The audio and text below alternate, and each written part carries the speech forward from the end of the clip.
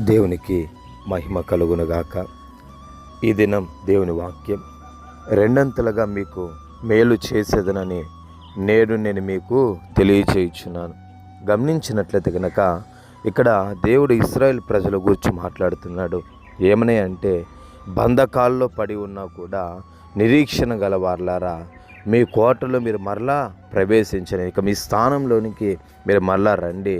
మీరు ఇప్పుడు బంధకాల్లో ఉన్నారు, మీరు ఇప్పుడు ఇబ్బందుల్లో ఉన్నారు, మీరు ఇరుకుల్లో అనేక రకాలైన సమస్యలు ఉన్నారు.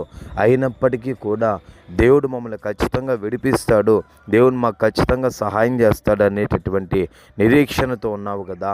కాబట్టి నువ్వు నీ యొక్క స్థితిలోనికి, నీ కోటలోనికి నువ్వు మరలా ప్రవేశించు, రెండంతల మేలు నేను నీకు ఖచ్చితంగా చేస్తాననేసి ప్రభువు నీకు సెలవిస్తున్నాడు. కాబట్టి గమనించండి ప్రియమైనటువంటి దేవుని జనాంగమా, ఈ దినాన్ని నీ స్థితి కొద్దిగా ఉండొచ్చు, ఈ దినాన్ని నువ్వు ఇరుకులలో, ఇబ్బందులలో, సమస్యలలో, పలు రకాలైనటువంటి శోధనలో నీవు ఉండొచ్చు. అయిననేమి దేవుడు ఎలాగైనా నాకు సహాయం చేస్తాడు, దేవుడు నన్ను ఆదుకుంటాడు, దేవుడు నన్ను నిశ్చయంగా విడిపిస్తాడు, దేవుడు నన్ను నిశ్చయంగా తప్పిస్తాడు అనేటటువంటి నిరీక్షణ కలిగి నీవు ఉండు.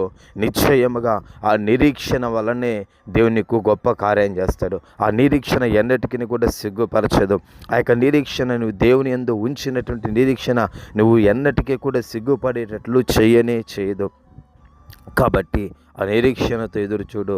నిశ్చయముగా దేవుడు నీకు రెండంతల మేలును చేస్తాడు. అంతకుముందు కోల్పోయిన దాని అంతటిని కూడా నీకు మరలా ఆయన అనుగ్రహించి నిశ్చయముగా రెండంతలైనటువంటి మేలు, రెండంతలైనటువంటి దీవెన, రెండంతలైనటువంటి ఆశీర్వాదంలో దేవునికి అనుగ్రహిస్తాడు. యోబు ఎలాగైతే కోల్పోయిన దాని అంతటిని కూడా దేవుడు మహాకృపను బట్టి రెండంతల మేలును యోబు పొందుకున్నాడో, అదే ప్రకారం నీవు రెండంతల మేలును తిరిగి పొందుకుందవు గాక.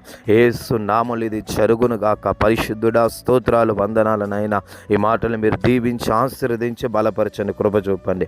యేసు నామములో ఈ మాటను అలాగే నెరవేర్చుదువు గాక. యేసు నామములో వేడుచున్నాము తండ్రి. ఆమేన్, ఆమేన్.